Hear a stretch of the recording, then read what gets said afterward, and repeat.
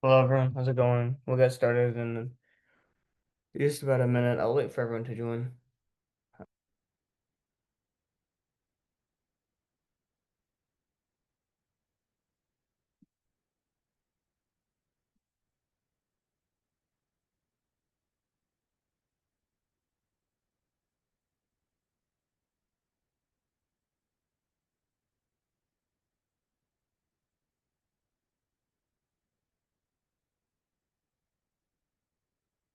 Okay, just a reminder, today we're going to do the math section of the test that we did yesterday.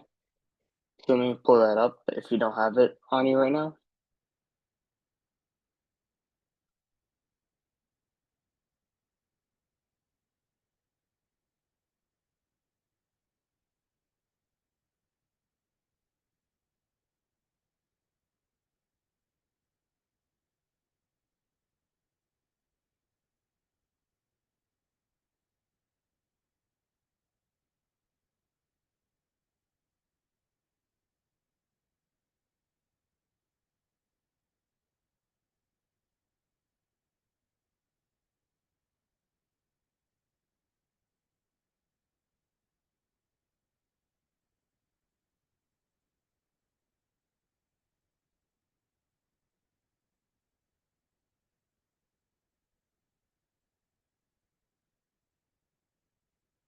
Okay, so here's the test. We'll get started in just about a minute.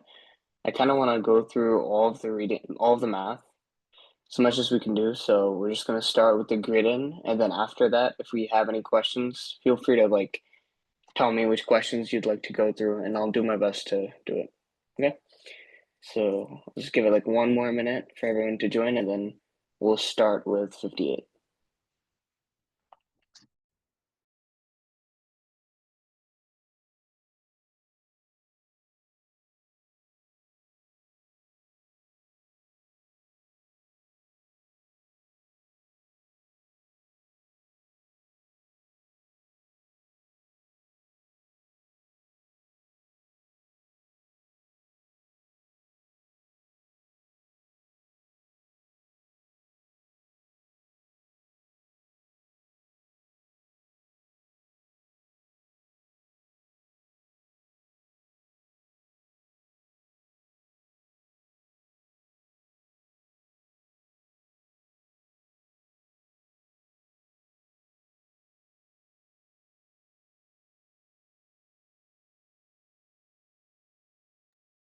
Okay, we're gonna get started with 58, and I'm just gonna work my way down. Um, Please make sure as you're working through, maybe have a notebook out, just so that you're paying attention to the solution. And yeah, we can get started with 58. Um, so let's read it. If you need the link to it, I'll send it in the group chat right now. Okay, let's get started with 58. Beth makes a bead in the shape of a cube with 18 millimeters side length. She cuts a hole in the shape of a square prism out of the center of the cube so that the bead will find a string. The base of the square prism has a side length of 6 millimeters. After the hole is cut out, what is the volume of the bead in the cubic millimeters? So this is the whole cube, right? We know how to do the cube formula. It's very easy. It's just the side cubed. So let's do that right now.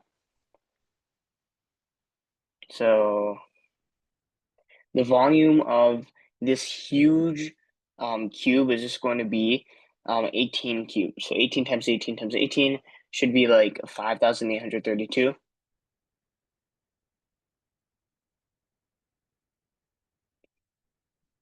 Okay, now the question asks us that so she cuts out a hole in the shape of a square prism out of the center of the cube.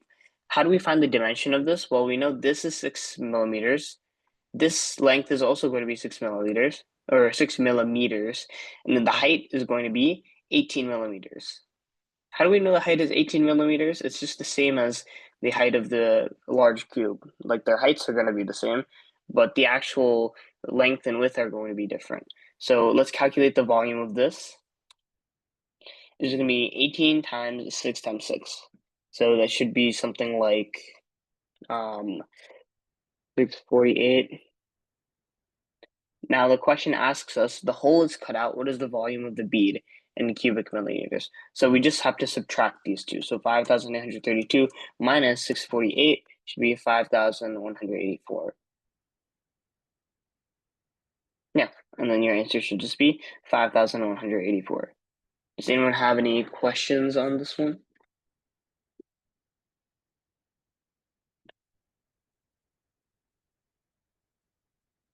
Okay, as we work through again, if you have any questions, feel free to send me a message in the chat, or you can speak up. Let's move on to the next one for 59. The table shows the proportional relationships between X cups of oatmeal and Y ounces of raisins in a bread recipe. What is the constant proportionality of the number of ounces of raisins to the number of cups of oatmeal? So, number of ounces of raisins to the number of cups of oatmeal. So, how do you find the constant of proportionality? I guess the idea is like the number of ounces of raisins. So raisins to oatmeal. So it should be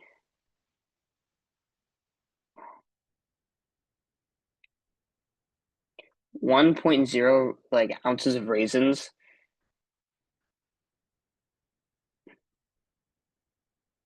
equals the cups of oatmeal are 2. And then we should have the variable, well, let's call it P. 1.0 raisins is equal to 2P. We just basically have to solve for P. P would equal to 1/2. How does this make sense mathematically? Well, the constant of proportionality basically means that it's a number that you multiply with the cups of oatmeal, because in this case, the question is asking us, what is the constant of proportionality of the number of ounces of raisins to the cups of oatmeal? So it's telling us, basically what this word means is, if we had to interpret it, it would just mean for every cup of oatmeal, how many cups of raisins are there? At least that's what this is asking. And if you do the math, you'll see that for 2 cups of oatmeal, there's 1.0 cups of ounces of raisins. Oh, maybe I should specify that. So for every cup of oatmeal, if we have 1 cup of oatmeal, that means we're going to be using 1/2 ounces of raisins. So that's what this means. I know, again, this idea might be a bit confusing. You might have gotten like, either you might have gotten like 0.5 or 2 because you just did the opposite thing. But when it says you're comparing the ounces of raisins to the number of cups of oatmeal, whatever is said last, imagine that there's one of the thing that's said last. So here, if we're comparing it to the number of cups of oatmeal, there's going to be 1 cup of oatmeal. If there's 1 cup of oatmeal, how many ounces of raisins are there? We know it's going to be 0.5. Does that make sense to everyone? So that's how I was able to come up with this.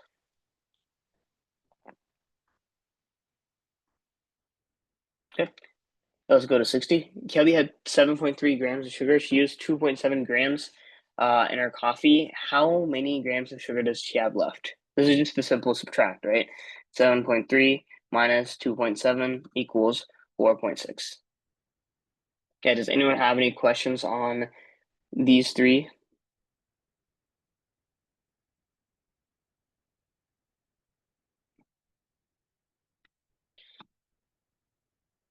Okay, if not, let's move on to the next one.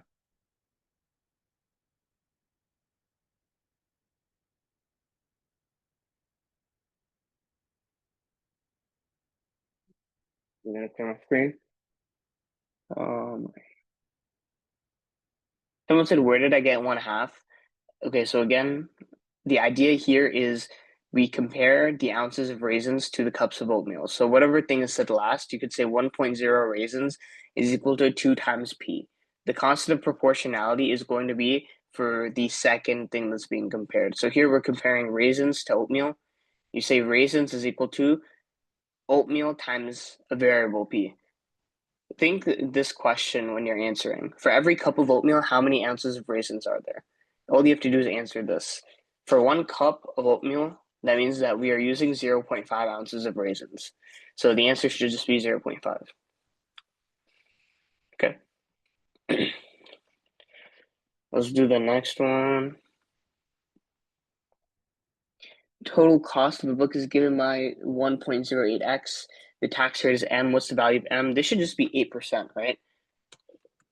Because if we think about it, X is the price of the book before the tax, and we're doing X times 1.08. 1.08 represents this, like, the increase in price. X times 1 is just going to be X. So we know that 1 represents the current price, right? And then we add a 0.08 to this, and 0.08 basically just represents the tax.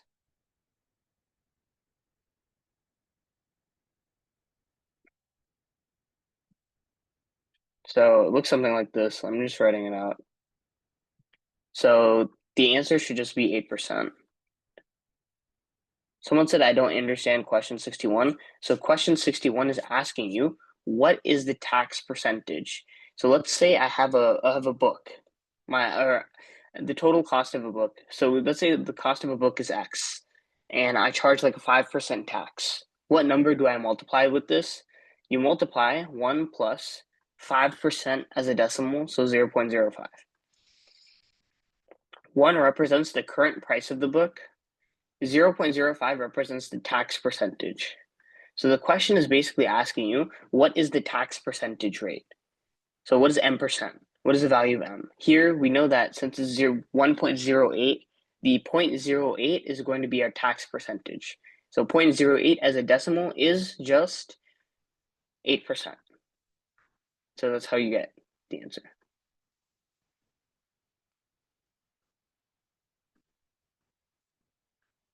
Yeah, does anyone have any questions?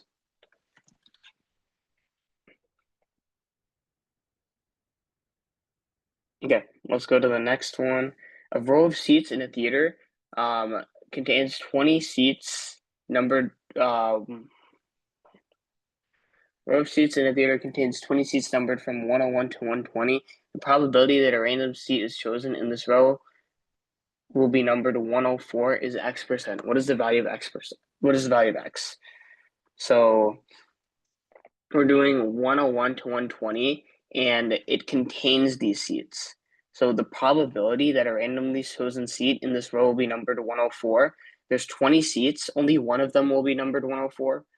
So 1 out of 20, which should just be 5%. So X should be 5.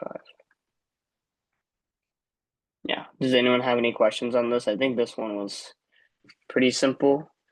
There's 20 seats, only one of them is going to be numbered 104. So it's just 1 over 20, 5%. Okay, let's go to the next page. Does anyone have any other questions with this? This should just be very like simple ideas, just like using percentages to solve.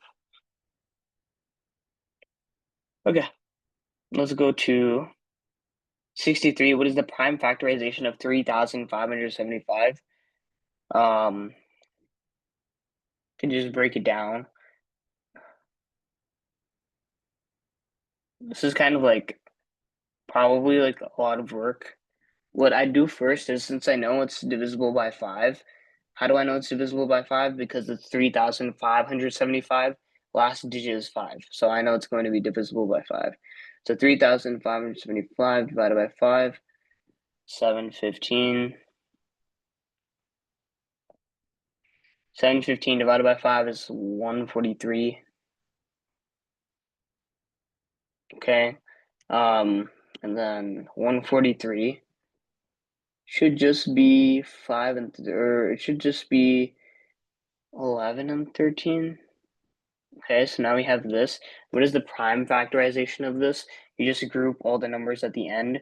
So 30,575 is 5 times 11 times 13. So B, 5 squared. 5 times 5 is 5 squared times 11 times 13. Yeah, does anyone have any questions on this? Let's do the next one. If X plus 2y is greater than 5 equals 3y. What is the value of x in terms of y? Okay, so how do you solve for this? You just treat it like you are solving for x. So we would multiply 5 on both sides. It becomes x plus 2y equals, when we multiply 5 on the left side, 3y times 5 is 15y. And then now we just subtract 2y on both sides. So x equals 15y minus 2y is 13y. So just h. Yeah.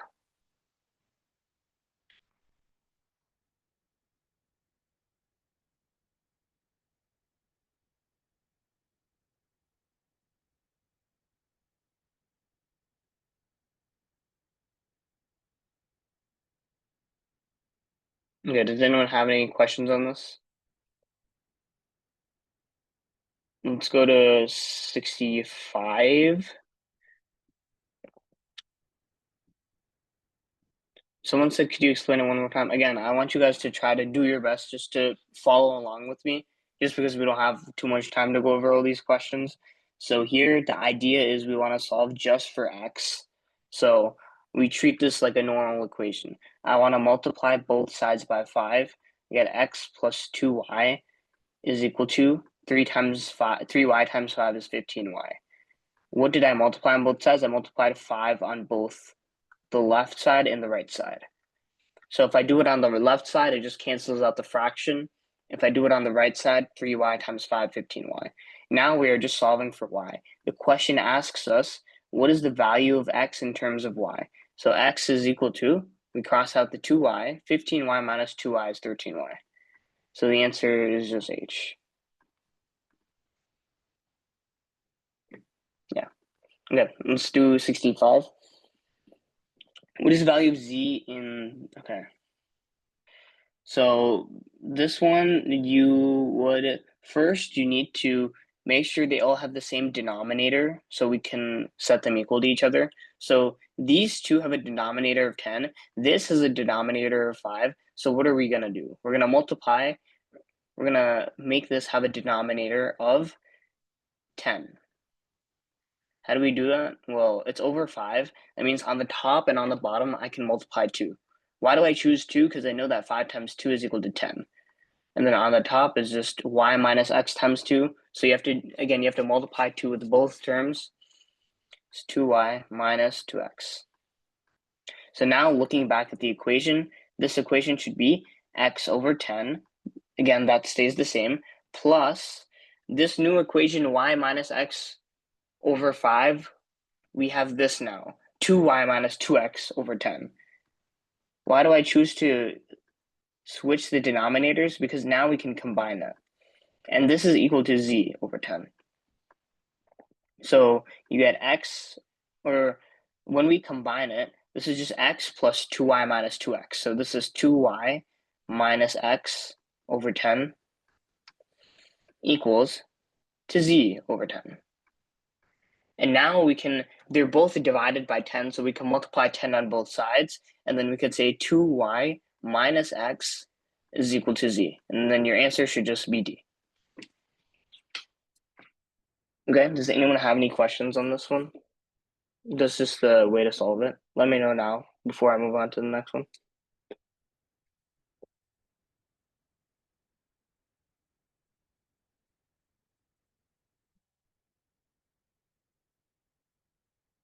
Someone said, can we substitute in numbers for y and x? You can. I like to do this method because it gives you the answer. Substituting numbers might not always work all the time. Why do I say that? Because let's say you substitute numbers and you get, like, let's say you get 5 and you also get 2y minus x. How can you tell the difference between both? So that's why I'm saying you should try to know how to solve a question like this, just so that in the future, I mean, like if you get it, you have like a certain answer. I'm very certain that the answer is D. There's nothing else that tells me otherwise. Okay, does that make sense? Okay, let's do the next one, 66.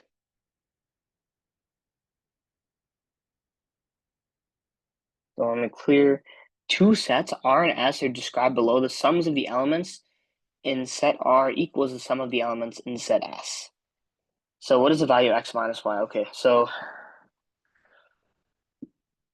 the sum of the elements in set R, so adding up everything, okay, is equal to the sum of the elements in set S. 6 plus y plus 4 plus 1. So if we simplify this, 5 plus 3 plus 8, 16 plus x. On the right side, 6 plus 4 plus 1 is 11 plus y. The question asks us,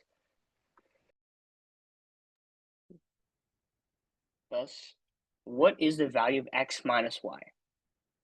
When I look at this equation, I see we have an x here, we have a y here.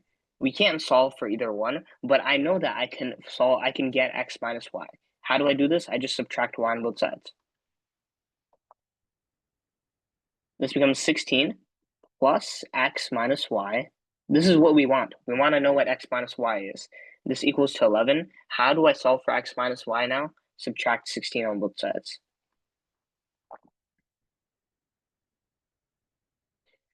X minus y. 11 minus 16 should just be negative 5. So the answer is F, I think. Okay, yeah. Yeah, does anyone have any questions on this? This is just the idea. So how did I know how to do this?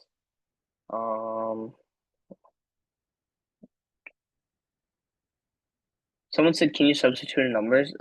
No, you can't substitute in numbers for this one because this one is asking you that you have to set x and you have to make sure that the relationship is the same. If you can make it so that you substitute in numbers for x and a y where the sum of the elements in both of these are equal, then it will work. If not, then this is the best way to do it.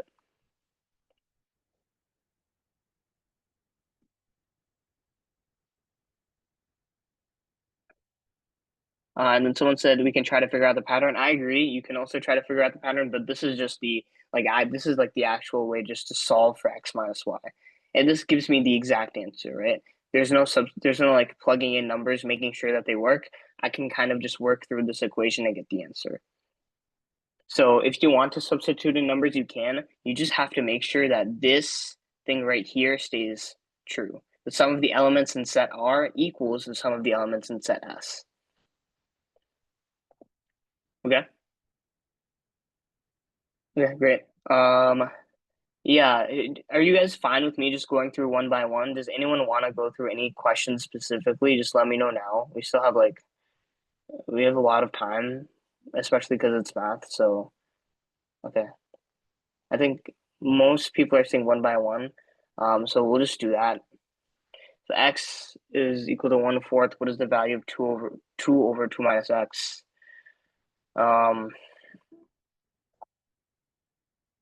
2 minus 1/4. How do I solve for that? You have to convert 2 into a fraction where 4 is the denominator.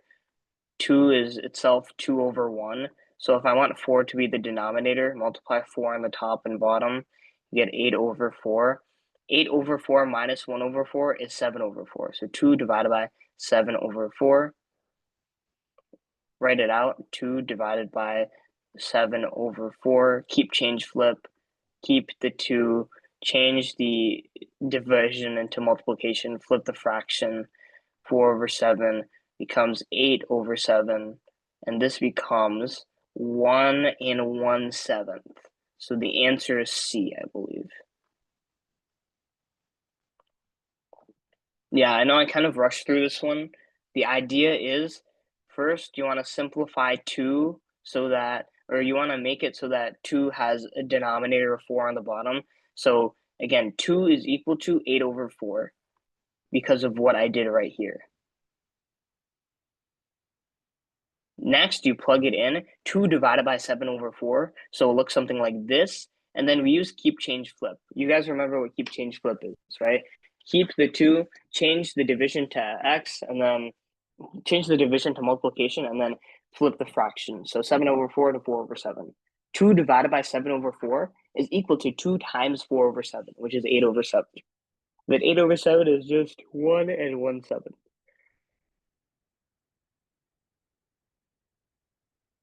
Okay, let's go to the next one. I'm gonna clear the screen in like 5 seconds, so just make sure you guys can copy what you can.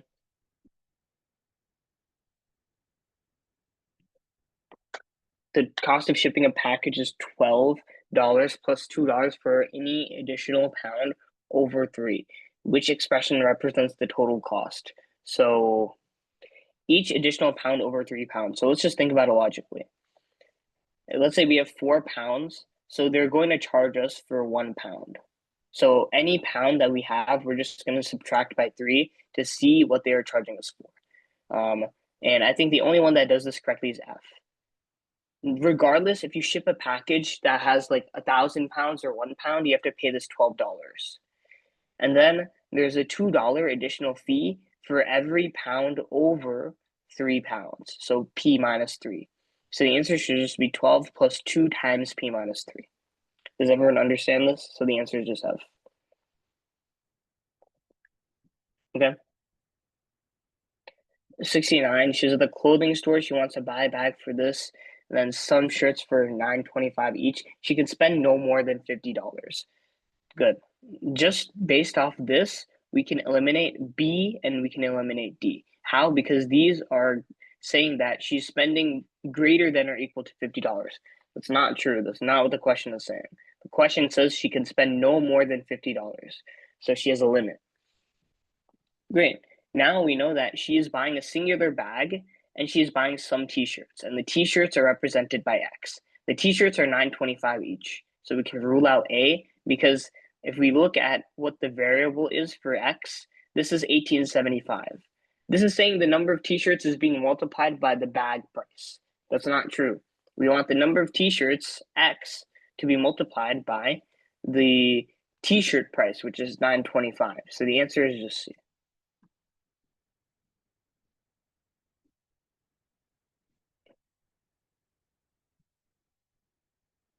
Okay, does anyone have any questions on this?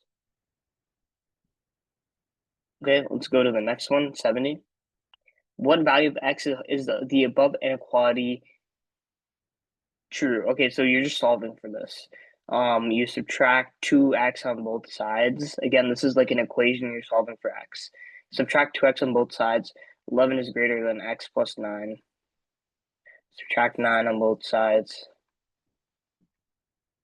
X, or 2 is greater than X, or X is greater than 2. Oh, sorry. X is less than 2. So E.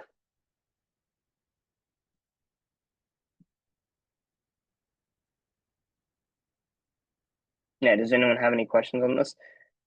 Again, I want you guys to please follow along as I work through it. Someone asked to go over 68 again, so I'll do that. But please, just in the future, just try to follow along as I go through. I know I don't have too much time, just because I want to go through all the questions. So 68, again, the cost of shipping a package is $12. This is a fixed cost. It doesn't matter if you ship a package with a 1 pound, a package with 1,000 pounds. It's a fixed cost. So the only ones that have it as like 12 regardless is E and F. And then here it says each additional pound over 3 pounds. So P minus 3. Because let's say we have 4 pounds, you're only going to be charged for the 1 pound that is over 3. So it should just be F. So again, that's 12. Cost of shipping a package is $12. That's fixed. And then $2 for each additional pound. Someone said, don't you have to flip the inequality when doing that? That's not true. You don't have to flip the inequality because you only flip the inequality when you're dividing or multiplying by a negative number. We are not doing anything like that. All we are doing is subtracting by a negative number, and we're subtracting like 2x at the start.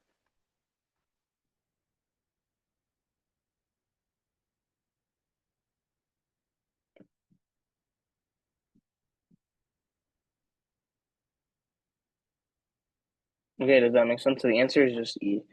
Okay, let's go to the next page. The sides measures 5, 7, and 8. Triangular park, the perimeter of the park is 25 miles. What is the actual length of the shortest side of the park? Okay, so this is kind of annoying, but if we imagine the I'm going to imagine something like this. 5, 7, 8. In total, this perimeter is 20 inches. And it says the actual perimeter of the park is 25 miles. So 20 inches is equal to 25 miles. 1 inch is equal to 25 divided by 20. It's just 5/4.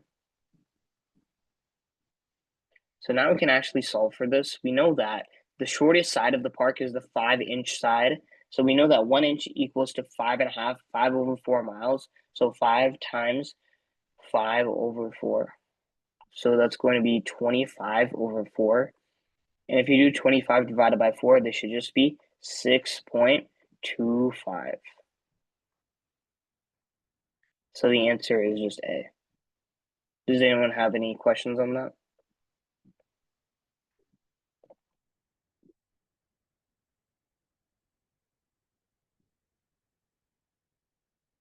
Okay, let's go to 72. I'll leave it up for a few more seconds.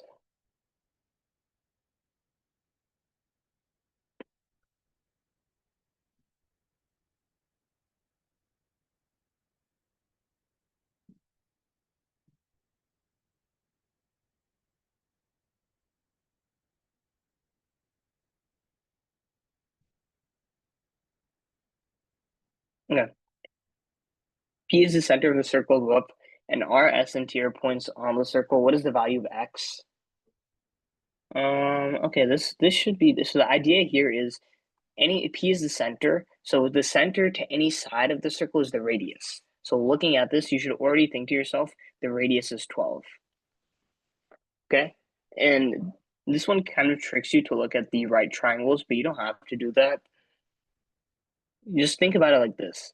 If the radius is 12 and RT goes through the center of the circle, RT is the diameter.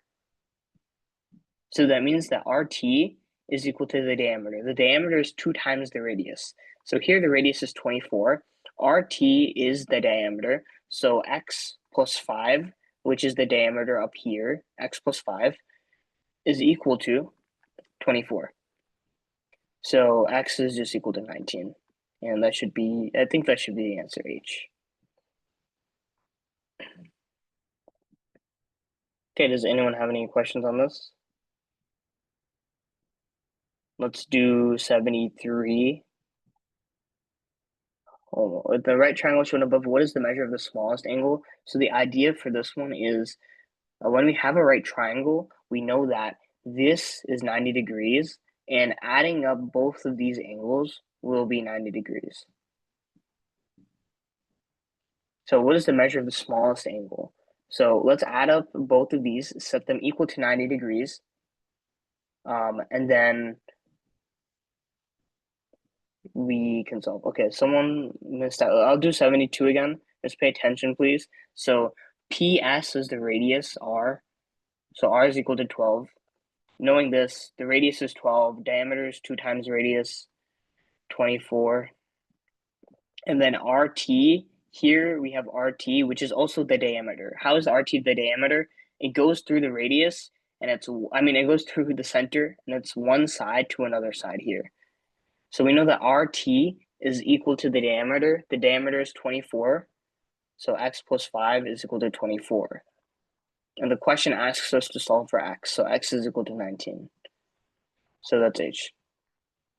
And how do I know that PS is the radius? It's because P is the center. S is a side of the circle. It's the outside of the circle. So any length from the center of the circle to the outside of the circle is the radius. So 12 is the radius, and then 24 is the diameter. And then from this, we can just solve for X. Okay, does that make sense, everyone? Okay, let's go to 73. Okay. So again, the idea here is since the triangle has 180 degrees, this is 90 degrees, and then adding up the other two sides of the right triangle are also 90 degrees. So let's solve for that. 2x plus 9 plus 3x minus 14 is equal to 90. You can combine the x's. 5x minus 5 is equal to 90. X is equal, or 5x is equal to 95. I believe from this x should be equal to 19. Yeah, I think. Now we have to solve for the angles, right? What are the angles of both of them? You have to plug in 19 to both. So the first angle I see is 2x plus 9. You plug in 19. 2 times 19, 38 plus 9. 38 plus 9, 47. Okay. The next one is 3x minus 14. 3x minus 14. 3x, 3 times 19 minus 14 should just be 43. Yeah. So the smallest angle, clearly it's 43. 43 is smaller than 47, so the answer is A. Does anyone have any questions on this?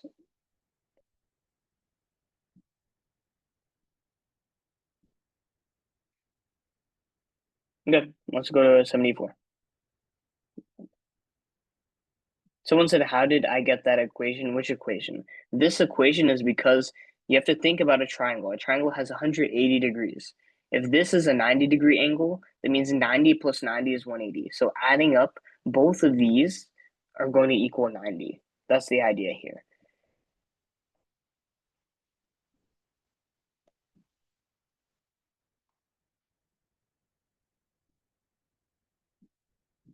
Okay. Let's do 74. James must read 84 pages of a book for a class assignment. If he reads 1/4 of the pages in the morning and 1/3 of the remaining pages in the afternoon, how many pages will he still need to read? Okay, this one's interesting. I like to think of it in terms of like a pie. So he reads 1/4 of the pages in the morning. This is the total amount of pages in the book. So he reads 1/4. So he reads this much. And then what are we left with? Well, 1 minus 1/4 is 3/4. So he still has 3/4 of the book left to read. Good. Let's look at the next part of the question. It says he has 1/3 of the remaining pages to read in the afternoon. 1/3 of the remaining pages, not just 1/3 of the whole book, 1/3 of the remaining pages. 1/3 of 3/4 is just 1/4. I think so. Yeah, 3/4 minus 1/4. Again, the idea here, you can actually do the multiplication if you want. 3/4 times, it says 1/3 of the remaining pages. So 1/3 times 3/4. And this is 1/4.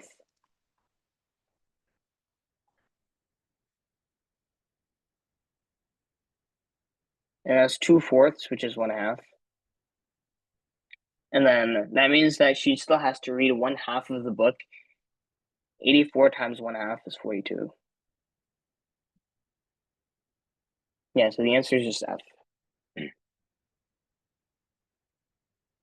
Does anyone have any questions on that?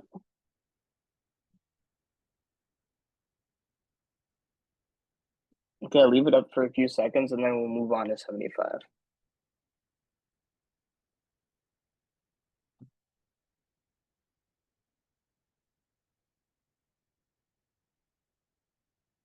Yeah, let's do 75. And then clear the screen.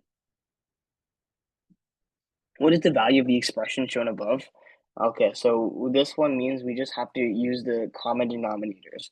So 11, 22, and 33. So the common denominator is going to be something over 66. 11 times 6 is 66. 22 times 3 is 66. 33 times 2 is 66. So I'm going to do each one out. So this becomes 6 over 66. 1 over 22 would just be 3 over 66. Then 1 over 33.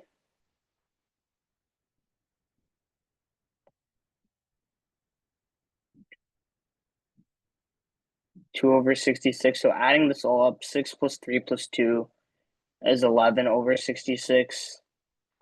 And then if you simplify this, this should just be 1 over 6. So the answer, I think, should be C.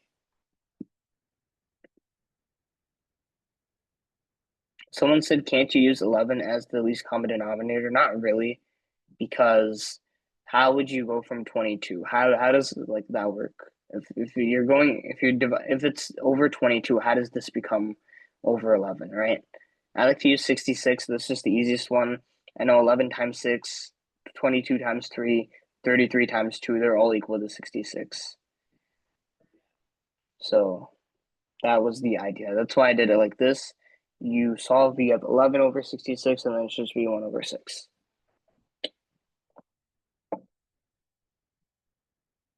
Okay, I'll leave this up for a few seconds, and then we'll go to 76.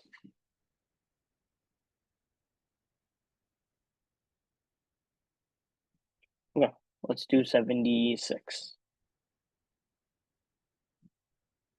Okay, at Midvale High School,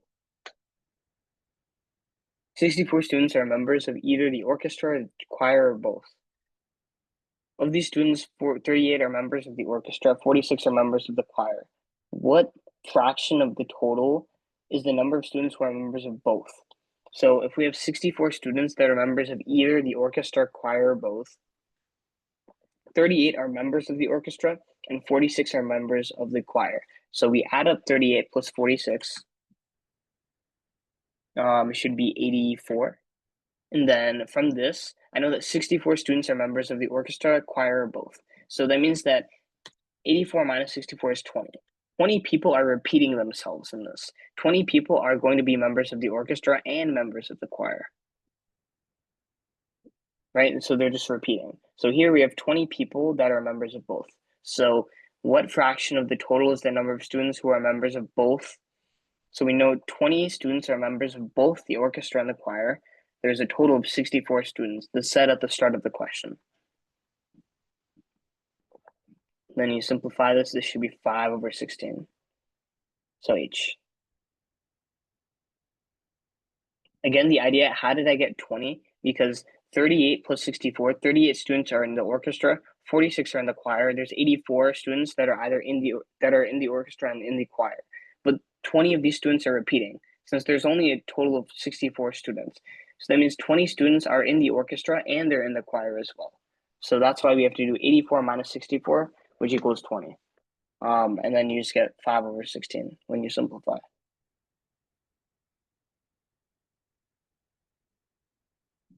Okay, let's go to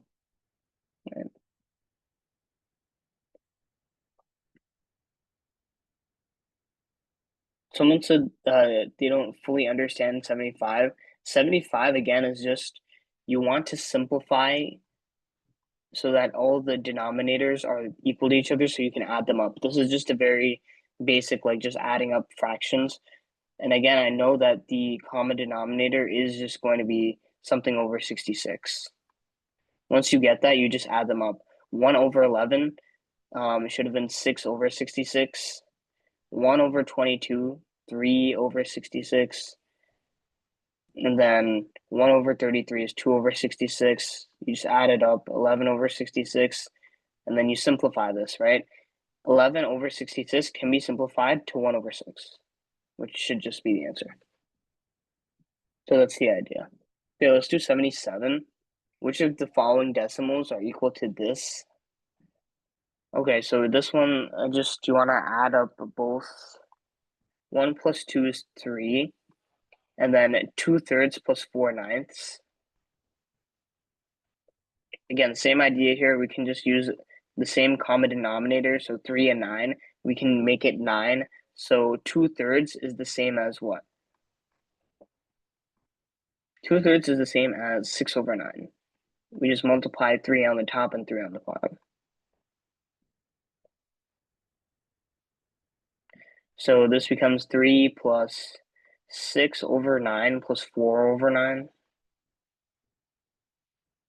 So this is 3 10 over 9. And then how do we simplify this? This would just be 4 1/9. Because 10 divided by 9 is 1 and 1/9. So 3 plus 1 is 4. This is just 4 1/9. The answer should just be C. Nothing else comes close to C. 4 and 1/9. 1/9 is around 0.1. So these are the exact same thing. Okay, does anyone have any questions on 77?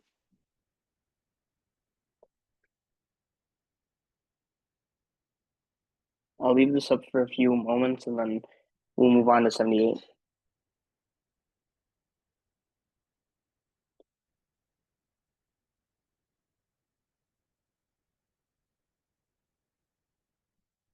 Okay, let's go to 78. I'm gonna clear my screen now. Decimal 0.4 can be written. Wait. Okay. The decimal 0.4 can be written as the fraction x over 25. What is the value of x?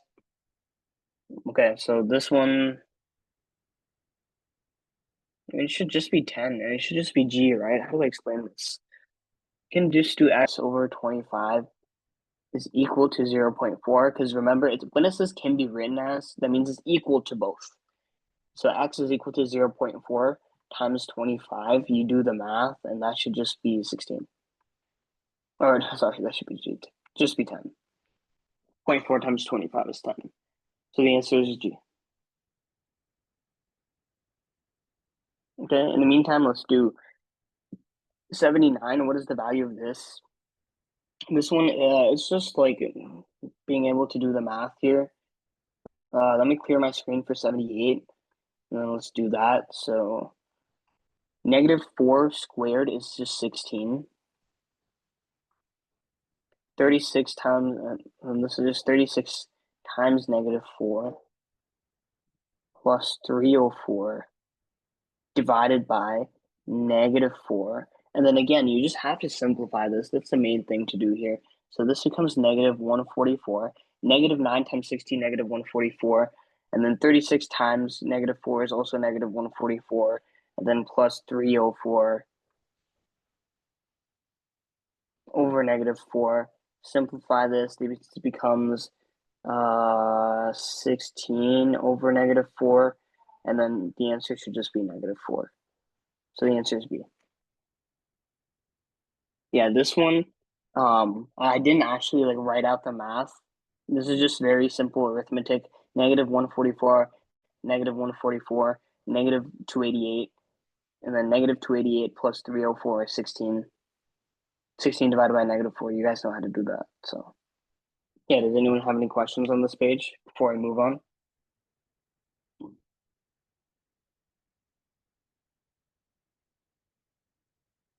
Okay. 80 borrowed $7.75 from her mother, $11 from her father, and $4.50 from her brother to purchase a video game. Grandmother gave her 25 as a gift. How much money will she have left or still owe if she uses the money her grandmother gave her to pay back the money she borrowed? So just do the math. She borrowed 775 plus 11 plus 4.5, which is 23.25. So in total, she borrowed this much money from her family, and her grandma gave her $25 as a gift. So if she uses the $25 to pay everyone back, she will still have 175 left. 175 represents the money that she has after she gives away the money. She gives back the money to her mom, her dad, and her brother. So the answer is just G. Okay, does anyone have any questions on that? Well, let's do 81. So Seth grew strawberries in his garden, 2.5 cups of strawberries on Monday, 4 on Tuesday, and then he ate 3/4 cup of strawberries for breakfast each day on Wednesday, Thursday, and Friday. How many does he have left? Well, in total, how many did he pick up? He picked up 2.5 on Monday and 4 on Tuesday. So that means he has 6.5. So 6.5. So 6.5 cups picked up. And then in the next 3 days, he eats 3/4 cup. So 3/4, I like to think of like 0.75. So he's eating 0.75 cups each day for 3 days. So in total, how much he's eating? 0.75 times 3 is eating 2.25. So this should just be 6.5 cups picked up minus 2.25. Will be equal to something like 4.25? 4.25 is just 4 and 1/4. So the answer should just be B. Okay, does anyone have any questions on this one? Again, I'm just following along from the information. You add all of the cups of strawberries he picked up, which is 6.5. He's eating 3/4 cup for 3 days. 3/4 is 0.75 each day for 3 days. So he's eating 2.25 cups in total. And then 6.5 minus 2.25 is equal to 4.25. Okay. Okay, let's move on to the next one. Which situation involves quantities that will combine to equal 0? So you receive the combined to equal 0. You receive $5 as a gift and give $5 to a friend. That's literally 5 minus 5, which is 0. Buying a book for $10 and then buying lunch, you're just buying things. You're not really doing anything. Getting on an elevator at the ground floor, rising 3 floors, and then rising 3 more floors. So again, you're just rising up. It's not combining to equal 0. Starting in a cave 20 feet below ground, climbing up 20 feet, and then climbing up 20 feet more. Again, you're just adding 20. You're not going down. So the only one where it combines to equal 0 is just E. Okay, does anyone have any questions on this? I'll move on to the next one. No?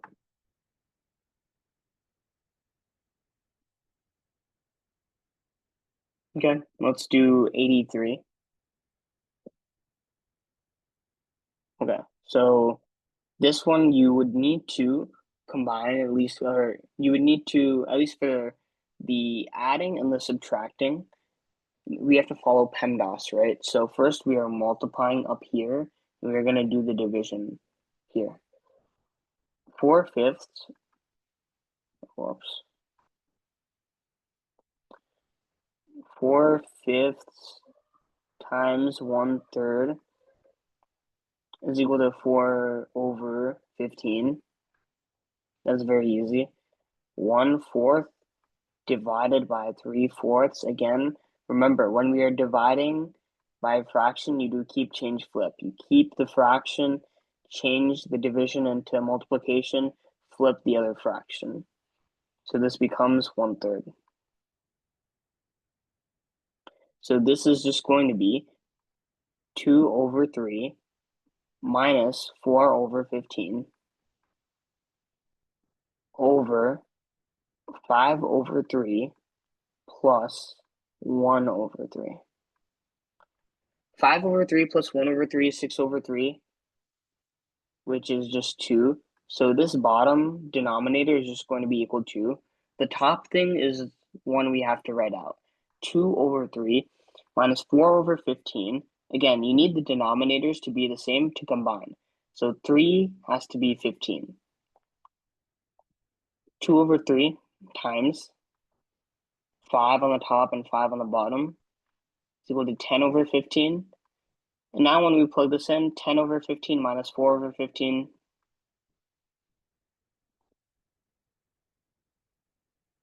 this should just be equal to 6/15. So now if we were to simplify this fraction, we know that the top 2/3 minus 4/15 is 6/15. We can simplify this even more. We can say this is 2/5. So 2/5 is at the top of the fraction, and then at the bottom of the fraction, it's just divided by 6, right? Or not divided by 6, divided by 2, sorry. So now we just do 2/5 divided by 2, which we can do keep, change, flip, 2/5 times 1/2, which should just be equal to 1/5. So that's your answer. Okay, again, I'll walk through this with anyone just so that they're not confused. We do PEMDAS, so we have to multiply first. So we have to do this multiplication, which we do here. And then we also have to do this division, which we do here.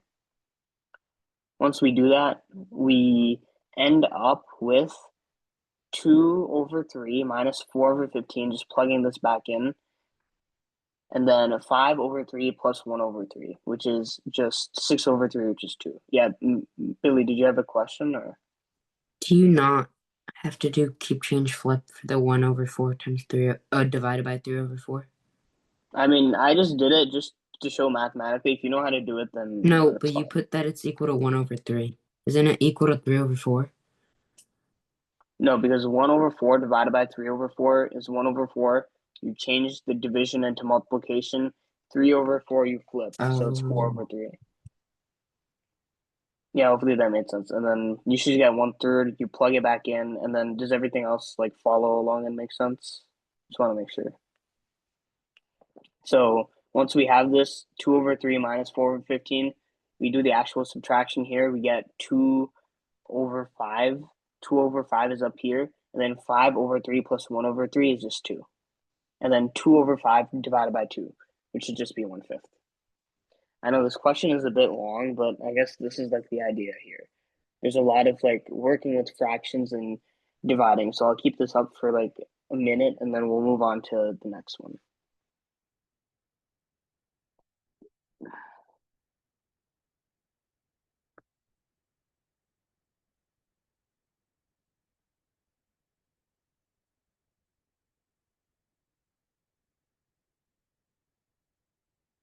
Okay. Um,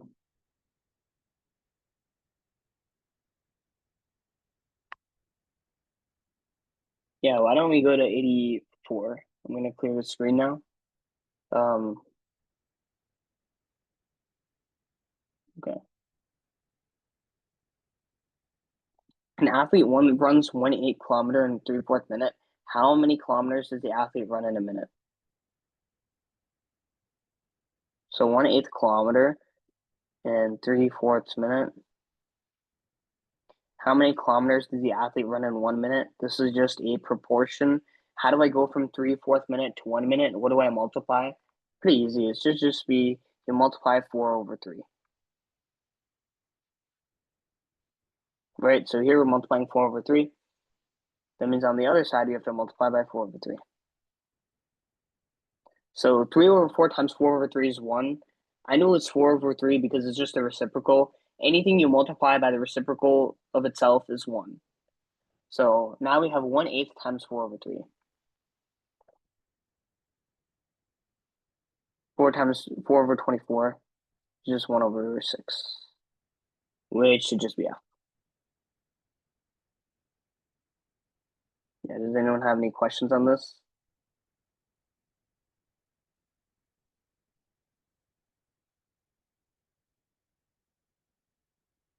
Okay, let's move on to 85.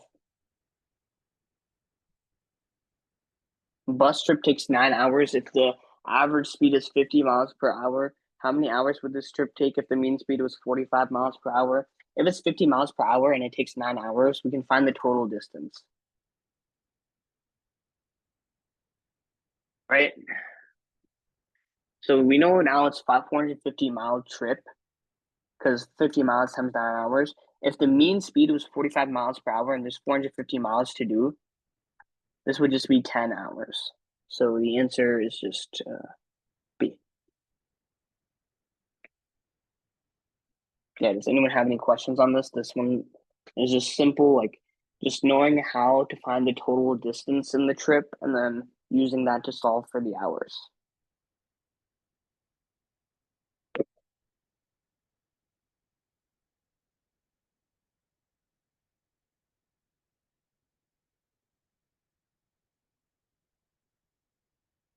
Okay, let's do the next one.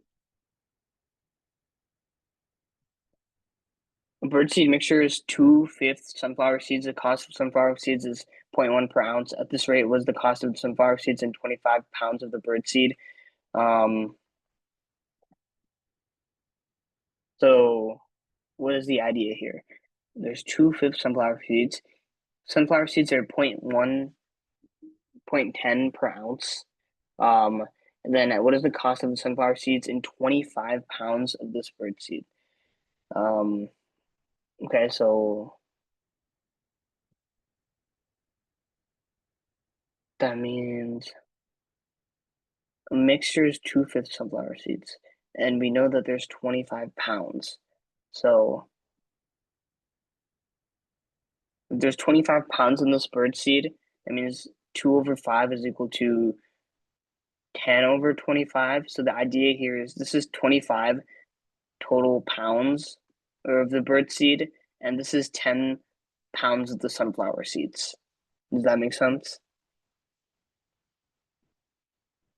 So this top represents the sunflower seeds, and then the bottom represents the total. So now we know that if there's 25 pounds of this bird seed, there's just going to be 10 pounds of the sunflower seed.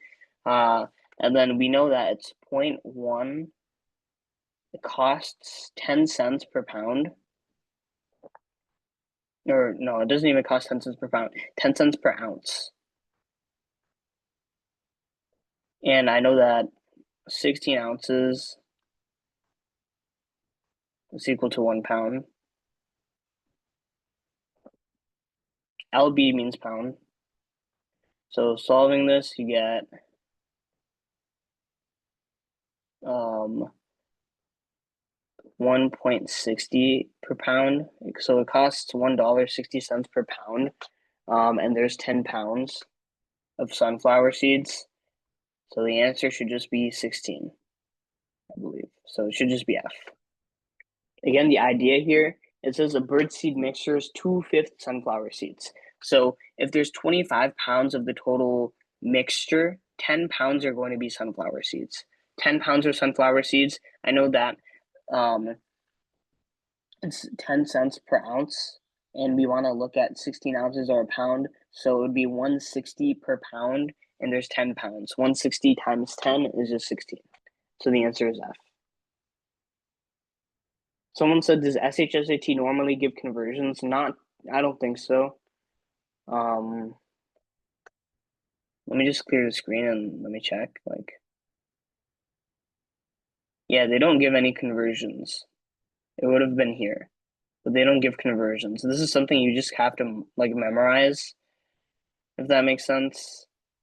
So you have to do your best to just try to memorize everything before the test. So in terms of ounces and relating cups, liters, all of these, I would just memorize it. There's definitely a list you can find online or in a textbook that has all the things you need to know. Okay. Let's do 87. A robot moves forward at a rate of 9 steps every 6 seconds. Each step is X feet long. What must be X in order for the robot to travel 270 feet per minute? So 9 steps every 6 seconds, and they want to do 250 feet per minute. So 9 steps every 6 seconds.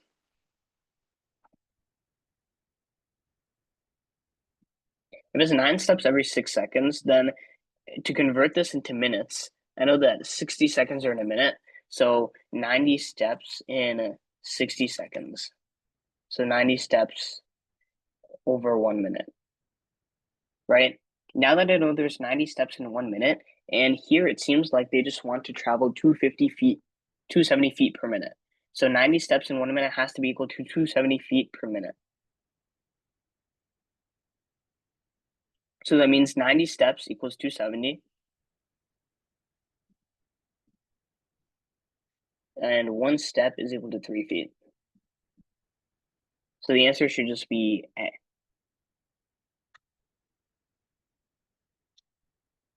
Okay, does this make sense? Does anyone have any questions on this? I would be happy to break this down, but this is kind of the idea.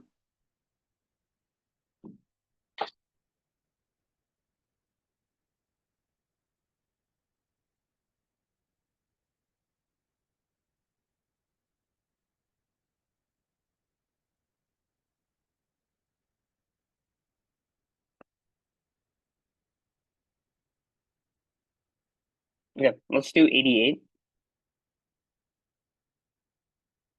There are 36 people at Emily's party. If each person at the party drank 2 cups of juice, how many gallons of juice did they drink altogether?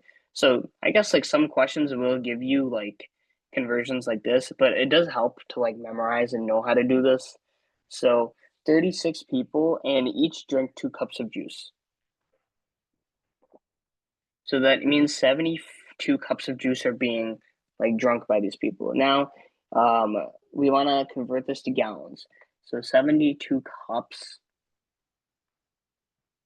We know that 4 cups, or like the way that we do this conversion is 1 quart is equal to 4 cups. I'm not going to write it out, but Q just means quarts, C is cups, and then 4 quarts are 1 gallon. So this is just going to be 72 divided by 16, which should just be 9/2, which is 4 1/2.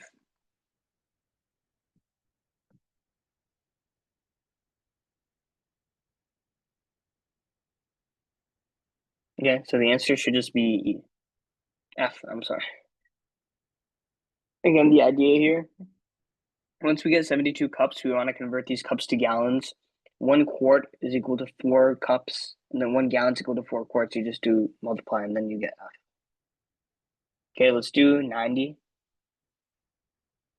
A student, or 89, sorry. A student reads 1/2 of a book in 1/3 hour. Well, how much can they finish in 1 hour? Again, write out this proportion.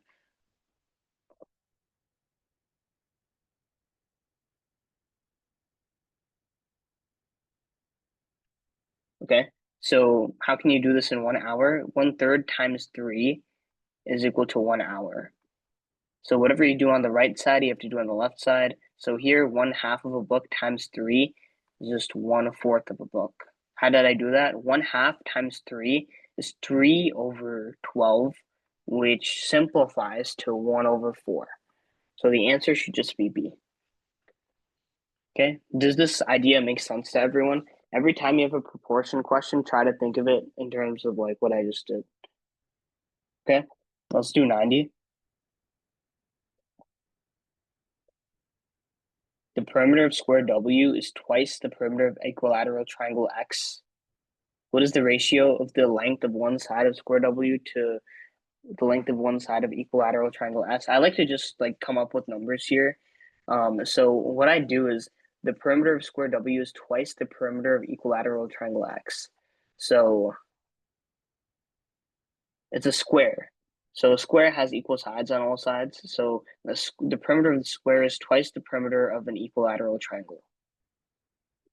So let's say the perimeter of our square is 8. Wait, no, let's do 12. The perimeter of the square is 12. This is twice the perimeter of equilateral triangle X. So if this is 12, the perimeter of the triangle X, triangle X would be 6. That means each side would be 2. 2 plus 2 plus 2 is 6. What is the ratio of the length of one side of square W to the length of one side of equilateral triangle X? One side to one side, the ratio should just be 3:2. So the answer should just be G. Does this make sense to everyone? Billy, go ahead. Do you know what the perimeter for a triangle is? Like, how do you find it? So it says equilateral. So Oh, all sides are equilateral equal. means like, yeah, great. Okay. Yeah. That's about it. Okay, let's do 91. Again, I know there's people who are asking to like do other like types of questions. Let's just try to get through all these, and then like we'll probably have some time left over, hopefully, and then we can just do it then. So a recipe uses 2/3 cup of sugar for every 1/4 cup of flour. Cook wants to increase the recipe. How many cups of sugar are needed for each cup of flour? So 2/3 sugar is equal to 1 1/4. Let's just say it's 5/4. I just like to use like regular, and this is pretty easy to do, right? 1 1/4 should just be 5/4, because 1 times 4 is 4, 4 plus 1 is 5.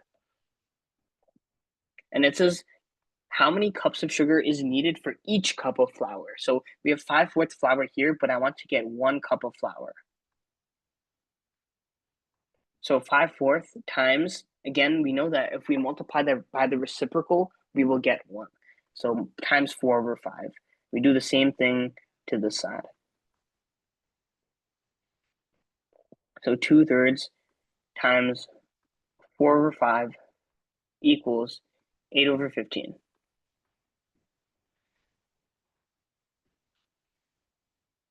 So 8 over 15 cups of sugar is equal to 1 cup of flour.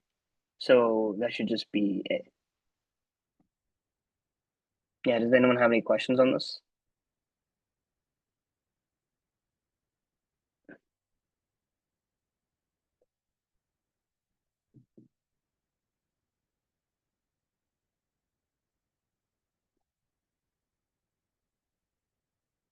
Okay, let's do 92. Over a 2-week period, students are assigned a total of 250 pages.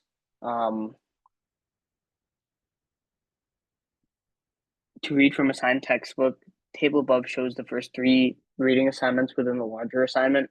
What percentage of the 250 pages is the total number of pages in these first 3 assignments? So you just have to calculate the total of the assignments. This is inclusive, so again, the ratio for the formula for inclusive, you subtract. So let's look at assignment 1. Assignment 1 is 17 minus 3 plus 1. It's always 17, it's always the range, subtract the range, and then you add 1. 17 minus 3 plus 1 is 15. Assignment 2 is 38 minus 25 plus 1, which is 14. And assignment 3 is 60 minus 45 plus 1, which is 16. So now we just add all of the assignments, and we see that the assignments come up to 45 pages, and there's 250 pages total. So 45 pages divided by 250 total pages should just be 9 over 50. And then if you had to convert this into a percentage, this would just be 8 over 100, or 18 over 100, which is 18%. So the answer to this should just be F. Again, the idea here is you have to remember that inclusive means that you subtract the range and then you add 1. So why do we do plus 1? Because it says inclusive.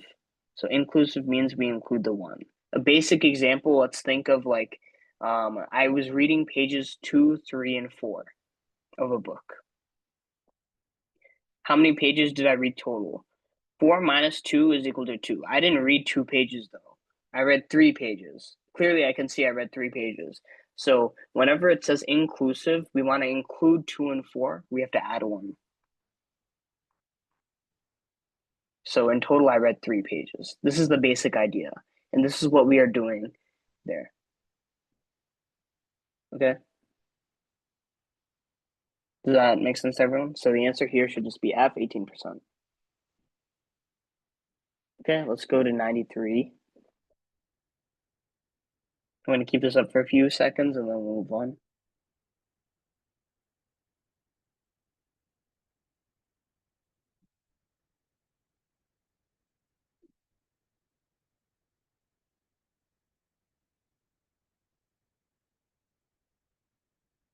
Okay, let's do 93. A box contains an unknown number of green marbles. An experimenter adds 100 red marbles to the box, mixes the marbles thoroughly, and then, let me zoom in. Okay. And then draws out 10 marbles at random. Assume that this sample is representative of the proportion in the box. If there's 2 red marbles and 8 green marbles in the sample, approximately how many green marbles are in the box? So it has an unknown green marbles in a box, and then they add 100 red marbles to the box. So, and we know it says here sample is representative of the proportion in the box. So there's 2 red over 8 green, and it says it's representative of the proportion inside the box. Inside the box, we know that there's 100 red marbles to the box. How many green marbles are in the box in total? Solving this proportion, 2 times 50 is, wait, I did it wrong. This should be red. 2 times 50 is 100. 8 times 50 is 400. So in total inside the box, there should be 400 green. Why do I set these equal to each other? Because the question says the sample is representative of the proportion inside the box. So 2 over 8 is equal to 100 over 400, or 100 over x. And then here we're just solving for how many green marbles there are, which should just be 400. So the answer is C. Yeah. Does anyone have any questions on this? Okay, if not, let's do 94. A car costing this much is subject to sales tax of $8. Bindu made $110,000 down payment on the car. What is the total amount she has left to pay? So there's a sales tax of 8%, and the car costs $24,000. 24 times 1.08, which should just be 25,920. Why is it times 1.08? Sales tax of 8%. So you have the original 1, which represents that cost of the car, plus 0.08.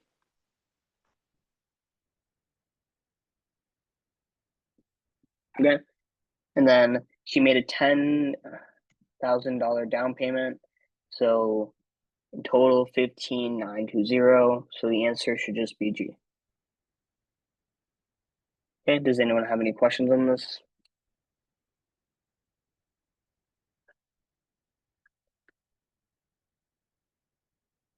Okay. Let's go to 95. I'm going to clear the screen in just a moment.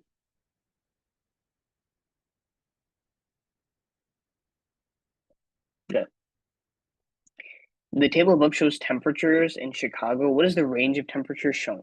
So the range, again, the range here is just the smallest and the largest. So the largest is 17, the smallest is 5.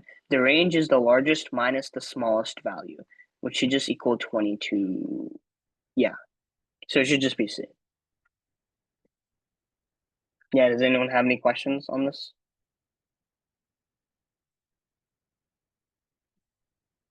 Okay, this one should be simple. Again, remember, range is just the largest number minus the smallest number. So 17 minus -5. How did I know that was the range? I just looked at the table. You look at all the temperatures. 17 is the biggest number. -5 is the smallest. So 17 minus -5. These are the different days, and this is the temperature for each day. So, yeah, let's do 96. How many applicants made fewer than 3 errors? Fewer than 3 errors. So if you look at the table, fewer than 3, this is the line for 3 errors. So it's people before that on the left side. There's 7 applicants that made 2 and 4 that made 1. So 4 plus 7 equals 11 people that made less than 3 errors. So the answer should just be F. Does anyone have any questions on this? Okay, let's do 97. Emily rode the bus to school on 3 of the 5 mornings and rode the bus home 4 of the 5 afternoons. What is the probability that she rides the bus in the morning and the afternoon next Monday? So she rides the bus on 3 of the 5 mornings. So the probability she rides the bus in the morning is 3 over 5. And then we multiply this with the probability she rides in the afternoon. And it's 4 over 5. 12 over 25. So the answer should just be C, I think. Again, the idea here is you multiply both probabilities. The question literally gives us the probability that she rode the bus in the morning and the probability that she rode the bus in the afternoon, which I just bolded. Okay. Let's do 98.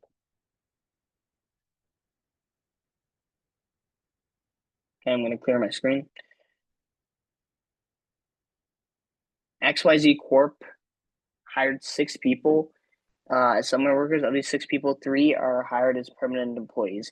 2 of the 6 are male. How many possible groups of 3 people hired in the fall will include only 1 male? So again, this is the type of combination question, but it's very small numbers, so I'm just gonna write this out.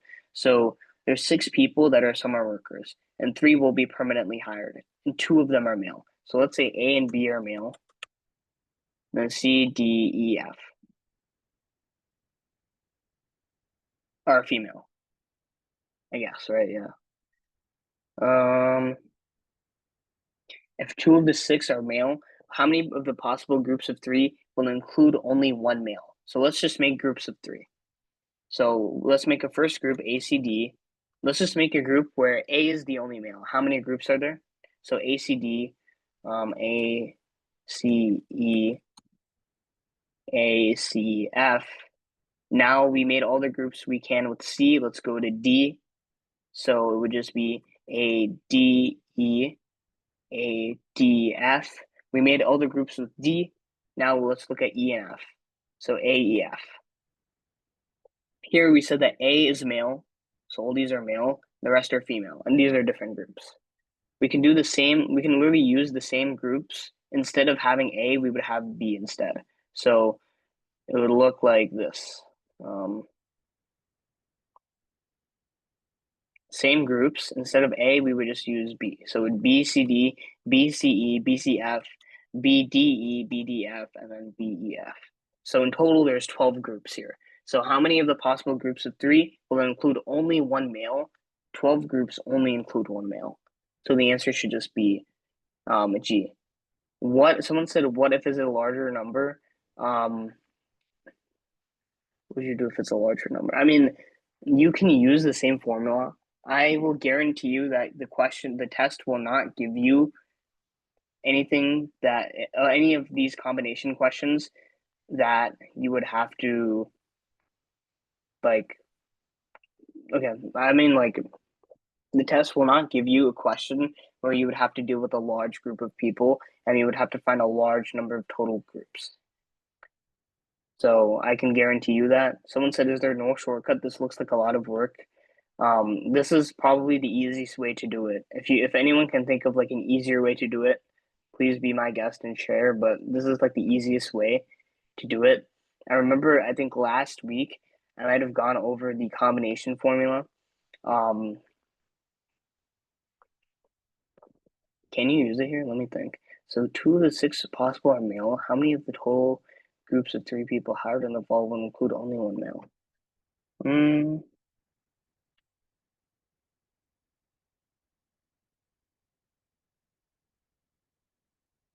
No, I think this is actually the easiest way to do it.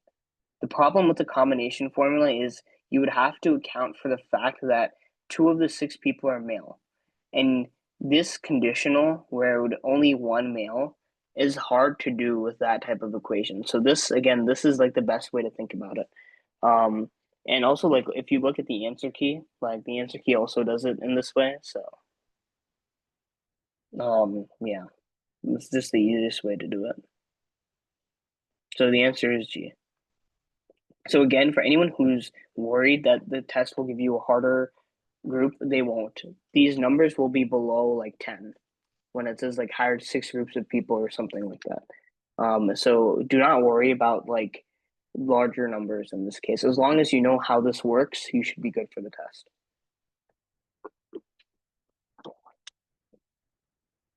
Okay, let's go to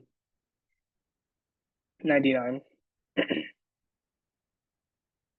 At any given time, one person out of 20 has the common cold, and then assume that the common cold can be caused by any one of the 20 different viruses. One of the 20 different viruses is this. What is the probability that a random selected person is suffering from a cold caused by this virus? Okay, so 1 out of 20 people get the common cold, and then out of these people, there's 200 different viruses. So the probability that is this one virus out of 200 total different ones is 1 over 200. And this would just be 1 over 4,000. So the answer to this is D. Does anyone have any questions on this? This is just the logic that's used here.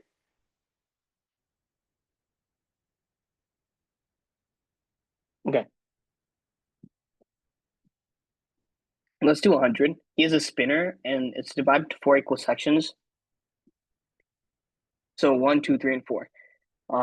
He spins each spinner once and writes down the number that each lands on. What is the probability that the two numbers, when multiplied together, will have 4 as a product? So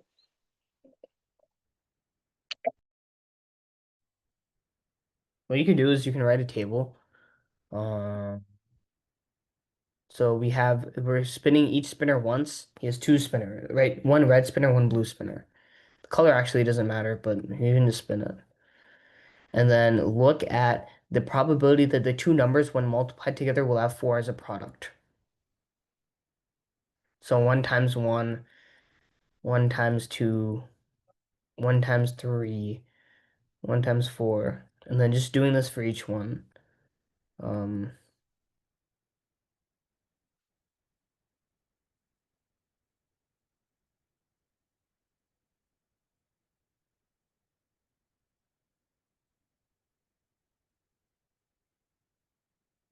I'm just gonna write it all out, but hopefully this makes sense to anyone who's looking at this. Just have to fill out the table and then multiply each number that both land on. So,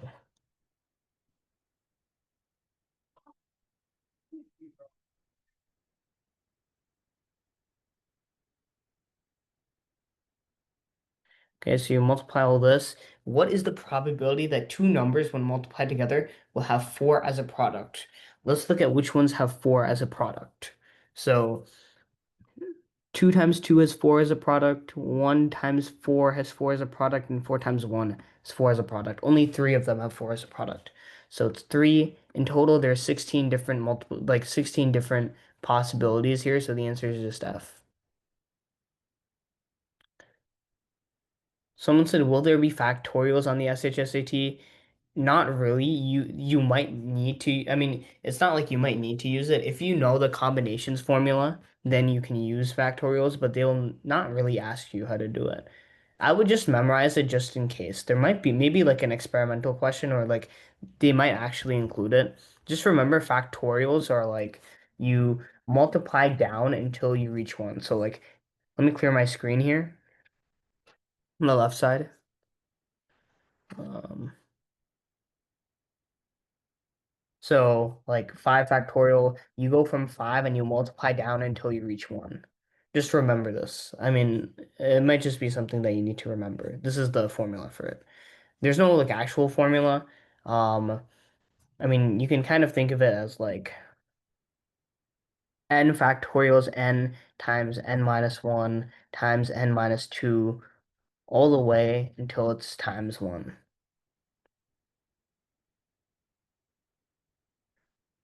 Someone's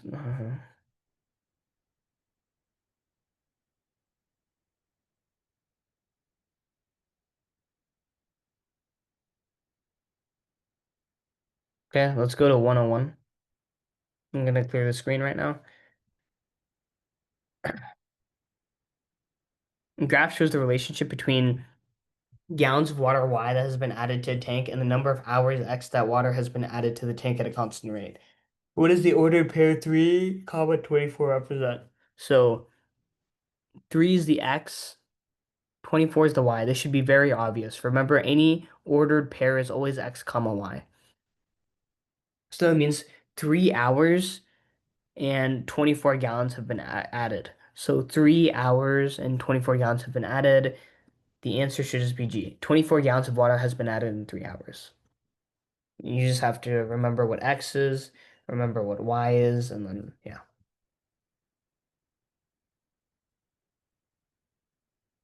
Okay, let's go to the next one. I think I skipped over 101, so let's wait. Yeah, I think I did skip over 101. Let's do 101 and then we'll continue with the rest. So Melissa has a bag of marbles that are all the same size.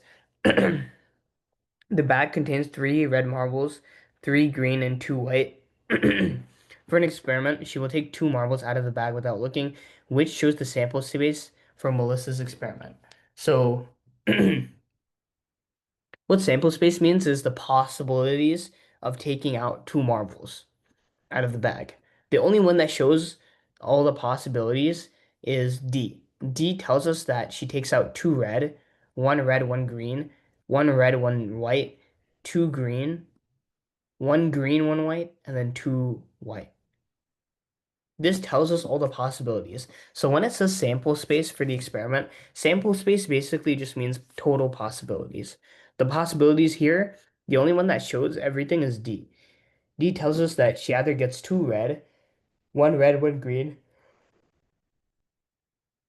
1 red, 1 W, 2 green, 1 W, or 2 W. Um, Yeah, and I know that D is right because we know she's taking out two marbles. So I want to choose an answer choice that shows me the possibilities of the two marbles that she takes out. So D is the only one. Okay, let's go to 102. Oh, we did 102, so let's do 103. Probabilities of a hockey team scoring different numbers of goals in a game. What is the probability that the team will score three or more goals in the next game? So three or more goals in the next game. You just have to look at the probabilities where it's three or more. So 0.21 plus 0.09 plus 0.04, 0.034, or 0.34. So the answer should just be C. This should be very simple. It just says score three or more goals in the next game. Look at all the three or more goals and add them up. Okay, does anyone have any questions?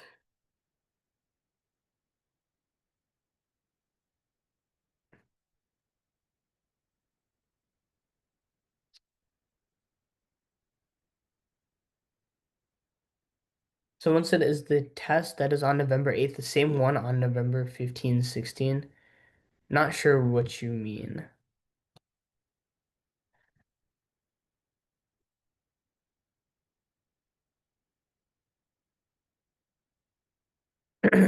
Okay, let's go through 104. The graph shows points that represent a proportional relationship between x and y. What is the constant of proportionality for this relationship? Okay, so constant of proportionality is just like the rate of change. Think of it like the slope. So here we have y. The slope is basically y over x.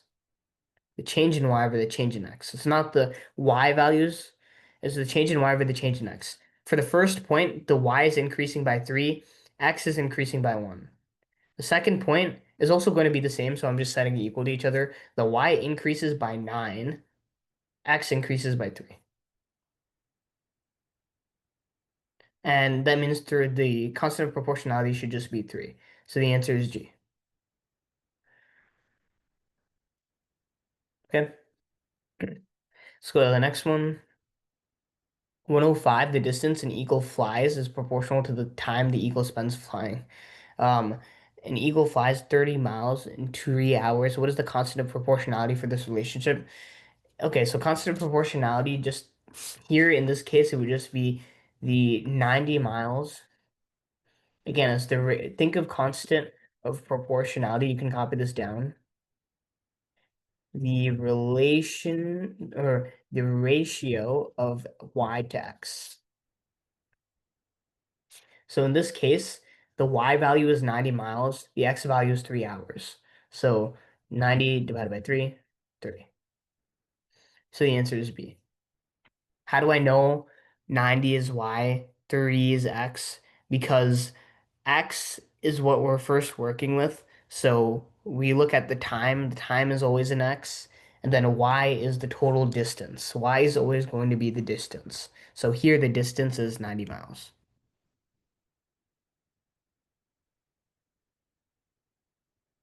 Okay, so the answer is B. Okay, let's go to 106. A machine is supposed to be 0.38 millimeters thick. The manufacturer allows a variation of this. What interval shows the range of acceptable thicknesses in millimeters for the part? So how do I do this? There's a variation of 2.5% and then plus 2.5%. So what you do first is you see 0.3 and you multiply, or 0.38, you multiply by 2.5%. Can't just do plus 2 times 2.5% though. You have to convert it into a decimal. So in this case, um, the decimal for 2.5% is 0.025. You multiply by 0.38 just to see the variation. Sorry. So this variation should be, let's just keep it as this. So 0.38 times 0.025. The idea here is this is how much it's either going to increase or decrease from 0.38. So you do 0.38, you either decrease it by 2.5%, so minus this number, 0.38 times 0.025, or you have this number 0.38 and you increase it by that number. So when you solve this, the first one, when you decrease it, should be something like 0.3705. And the second one, when you increase it, should be 0.3895. So the answer here should just be G. Yeah, does anyone have any questions? Someone said they're confused. So the idea here, the idea here is like the variation of minus 0.25% means it's either decreasing by 2.5%, like 0.38 millimeters is decreasing by 0.25% or increasing by 0.25%. So here we are subtracting by 2.5% of the 0.38 millimeters. Here we are increasing by 0.38 millimeters, like the 2.5% of the 0.38 millimeters. So the answer should just be G. How do I go from 2.5% to 0.025? Let's just decimal to fraction.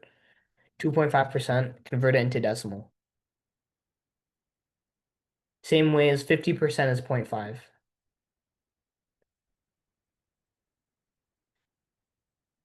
I just converted it.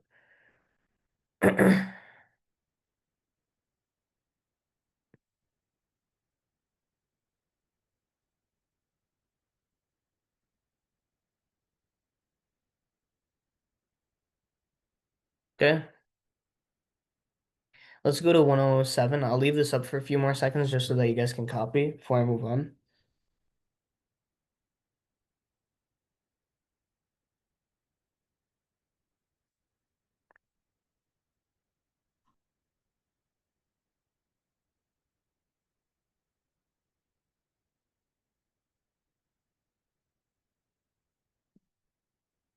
Okay, let's go to 107.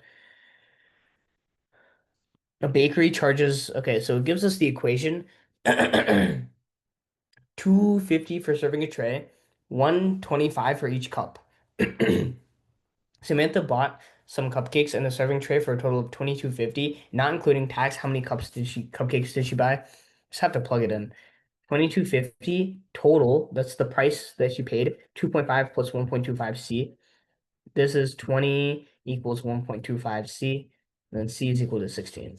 So when you solve for this, it's literally just plugging it into this equation right here, the price. So you plug it into the price and you get 16 cupcakes. So the answer is C.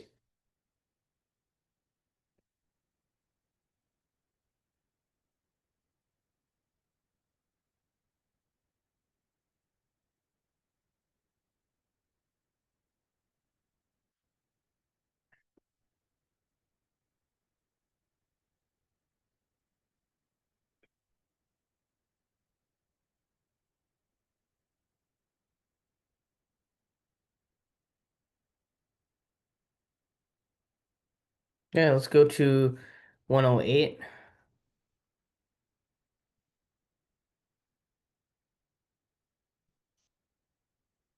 Clothing store buys shirts for a cost of M dollars each. To determine the selling price, the manager increases the purchase cost by 55%. What expression represents the selling price of each shirt? Should just be G. The cost of M dollars each, and you increase by 55%. So 1 plus the increase, which is 55%, as a decimal is 0.55. So this is just 1.55, and we multiply this number with the dollars that it costs to buy a shirt. So 1.55 times M. Manager increases the purchase cost by 5%, said right here. So, okay.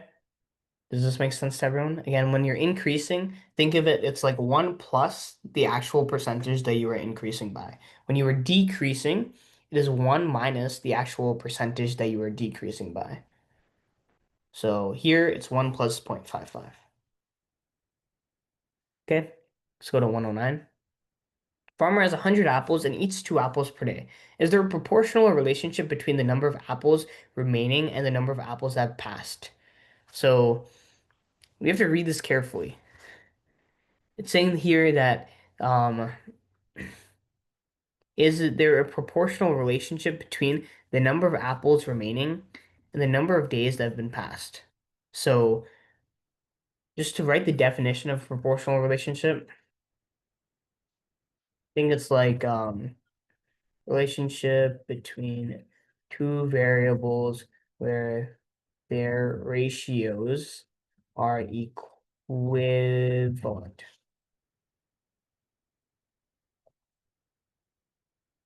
Okay. Um,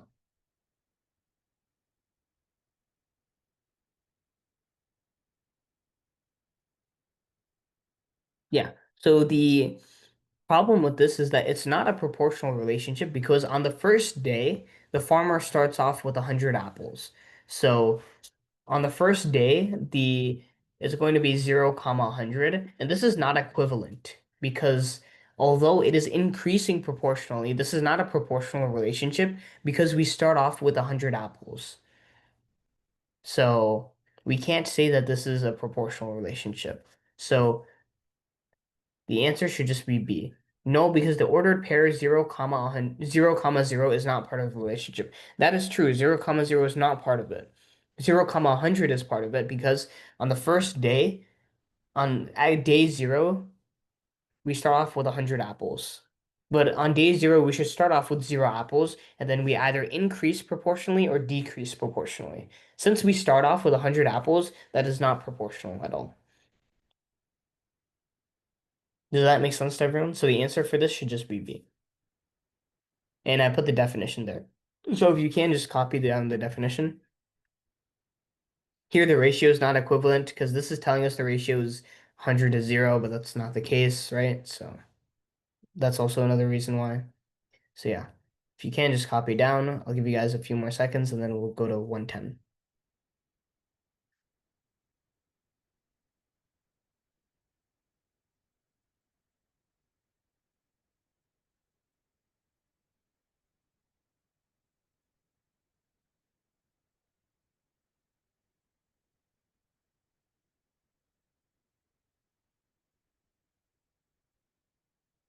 Okay, let's go to 110. Which shape will result from a horizontal slice of the figure above? Again, horizontal, horizon. So think of it like this. You're cutting it like this. Vertical is upwards. So you're cutting it upwards. So horizontal slice would be like this. Slicing it there. So there would be no triangles. A square that has 2-inch sides. Um, I don't think it could be a square that has 2-inch sides. Let's think. So if we cut it like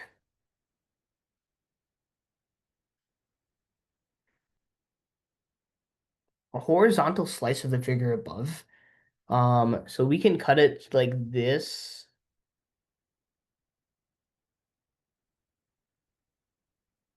and then it would just be,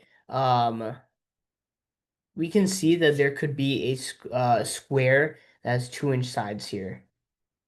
The reason why it's not G, a rectangle that has a 2-inch side and a 6-inch side, is because when we cut the 6-inch side, this cuts, right? And this is not going to be exactly a horizontal slice of the figure. So it doesn't mean we are cutting through the middle. It just means we are cutting sideways like this. So let's say we cut it like right here, and this side is 2. Now we have a square that has 2-inch sides. So these are all the 2-inch sides. So the answer is E. It's not going to be G because well, we already cut the 6 inches, so it has to be less than 6 inches. And G tells us that 6 inches, so that's wrong. Okay? So the answer here should just be E. Let's go to 111.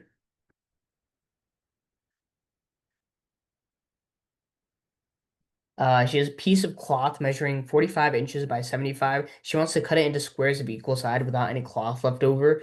What is the greatest possible length in inches of one of those squares? So the easiest way to do it is just like factor it out. So 45 is just 3 times 3 times 5.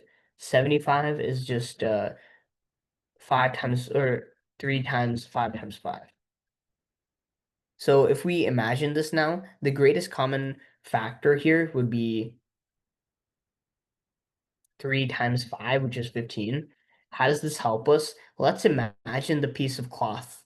This is the piece of cloth. This is the 45-inch side. This is the 75-inch side. So now if we know that the greatest common factor is 15, we can cut this into 5 equal sides that are 15 each, right? And we can cut this into 3 equal sides. 45 divided by 5 is 15, or 3 is 15.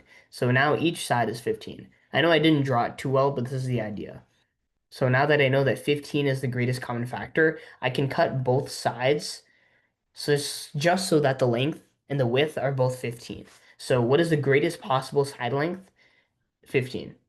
Because 15 is the greatest common factor of both 45 and 75. So the answer is just C. Okay, does anyone have any questions with that?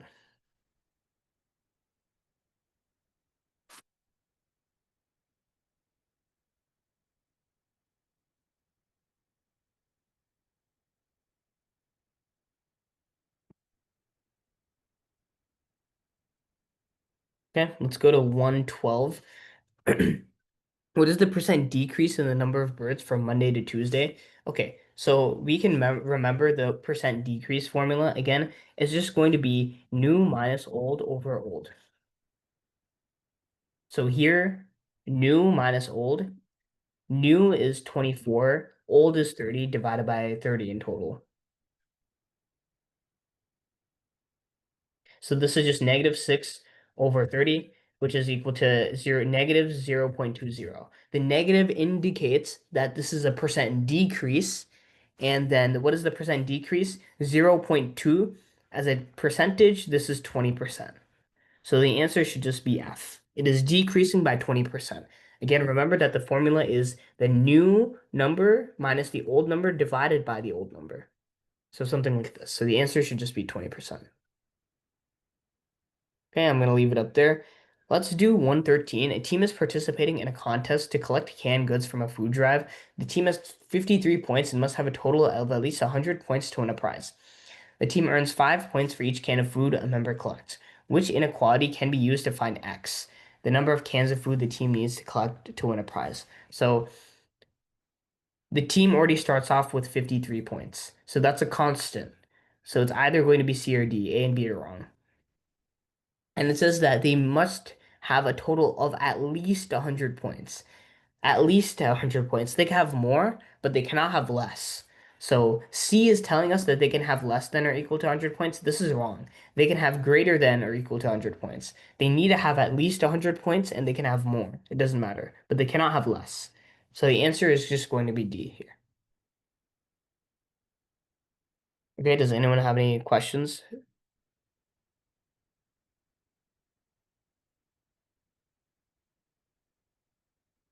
Okay, let's do 114.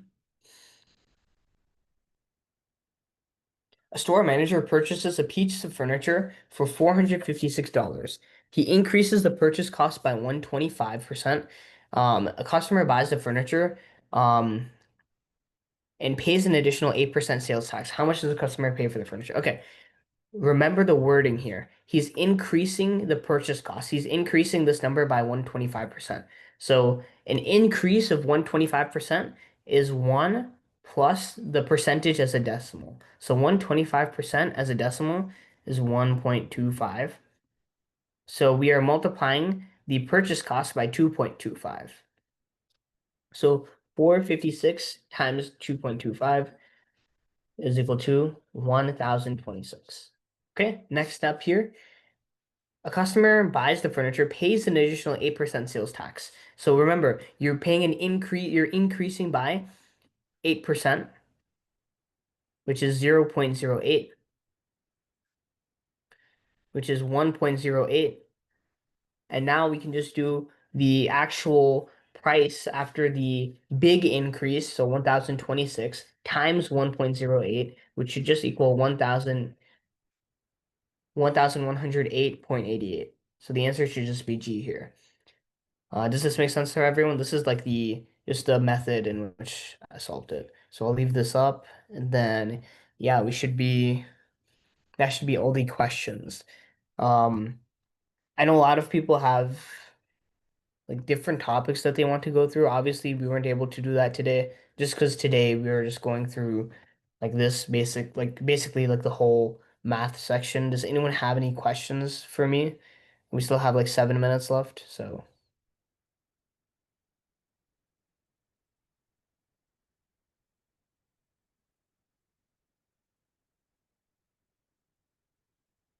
For anyone who's asking something about a topic, obviously we don't have enough time to do it, but I would recommend all of you guys are Kweller students, so what I would recommend for you to do is just if you want to review a math topic, if you were given a math textbook, just review that. It's definitely like really good help. Um, Someone said, "What do I do? Because I'm really stressed about passing the test." Yeah, I'd like to hear from everyone. How does everyone feel about the tests? Are you guys feeling prepared? Like a bit stressed? Like I would like to hear. Um, I know like this is a pretty like rough time. A lot of you guys are probably like nervous. Yeah, I'm just seeing from the chat what you guys are telling me. A lot of you guys are feeling the same way. I think like the test is next week. Obviously, there's not like a lot that you can do. You can try to like study as much as you can. Like right now, you can practice as much as you can before the test. Um, but yeah, I think it's like totally understandable if you're like feeling that way because this is just how everyone feels before the test. Um, yeah, I think like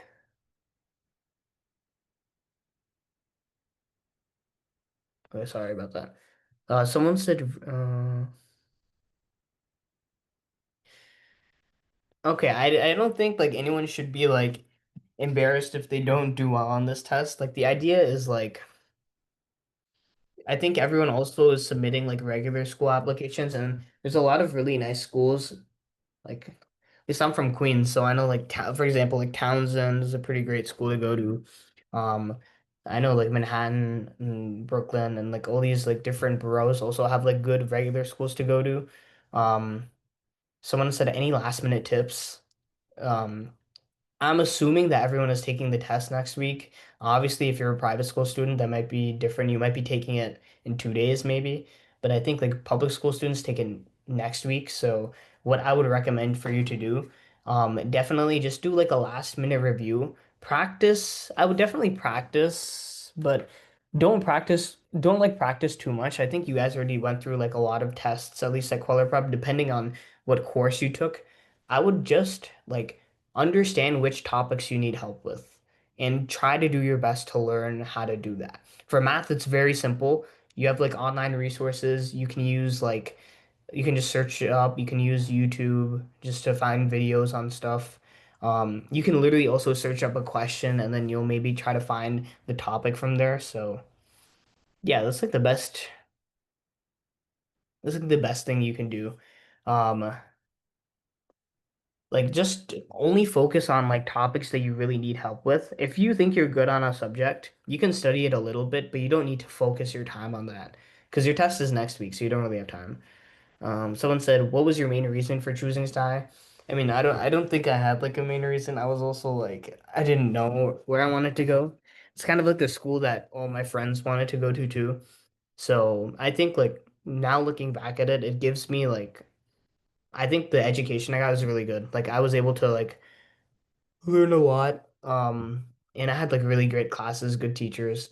Yeah, I did go to Stuyvesant. I graduated a few years ago. Someone said, "What websites are there that I can use to do practice tests?" It's not like websites per se. I don't know any like specifically websites. YouTube, Khan Academy are like the best things you can use to learn concepts. So Someone said, how do I study on ELA in general for the SHSAT? Obviously, I just do like reading on my free time. I love reading in general, at least when I was in middle school. So we just do that. Review your old practice tests in reading. Make sure you if you like still don't understand how to do the question, do it again from the start. Read the whole passage and then look at the question and then try to solve it from there. So definitely looking back at your old tests is a good way to practice.